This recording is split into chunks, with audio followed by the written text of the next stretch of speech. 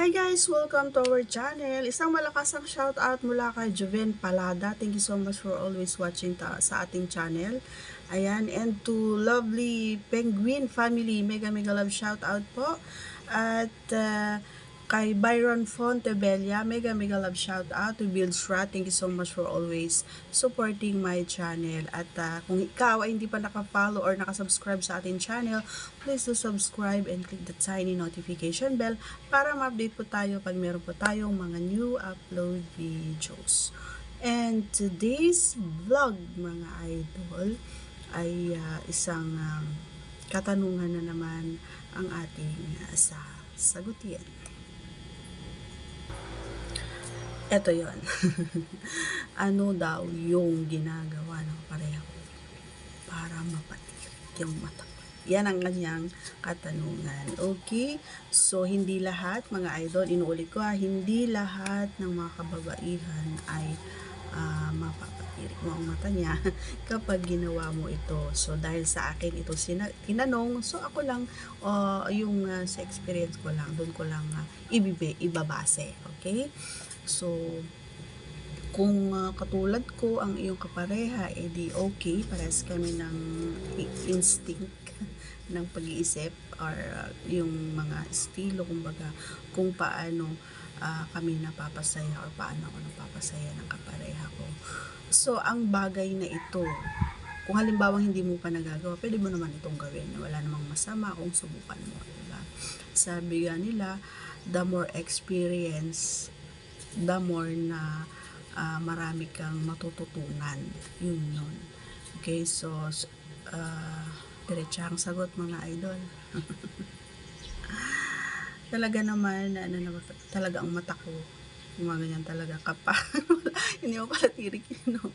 Laki ng mata. Kapag kinakain ng pechay, yun.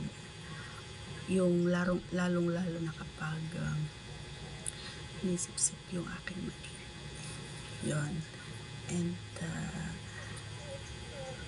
nilalaro ng kanyang dila ang aking pechay. Yung buong kay pechay. Ayan. Especially kapag taas baba. Alam mo yung taas baba? Ibig kong sabihin, yung pupunta siya sa ating mamum, tapos bababa siya doon kay pechay. Doon talaga naman na minsan para alam mo yung para akong nababaliw na sa sobrang saya, yung sobrang ang ginagawa niya. Yun lang naman yung naiisip ko na at saka kapag syempre kapag lalabas siya, yun lang talagang napapatirik talaga aking mga mata kapag yan. Syempre pag magaling kumain talagang magagawa mo yun. Ayan, kapag magaling ka. Pero kapag hindi ka magaling, puro ka lang kadyot, hindi mo ma-experience yun, hindi mo makikita sa kapareha mo yun. At ako naman, nagagawa ko rin naman kasi yun sa kapareha ko, kaya ibinabalik din niya siguro yung ginagawa ko sa kanya. Syempre, magaling tayong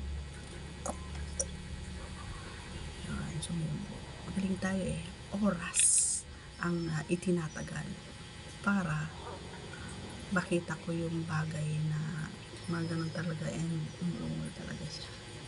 At syempre, pag ganun na, narinig at nakita ko na yung style niya na yun, syempre, doon na rin yung hudyat na magtrabaho tayo ng mas trabahong para hindi tayo manghinayang sa isang oras na kumain tayo or kinain tayo, diba? Ganun lang yun.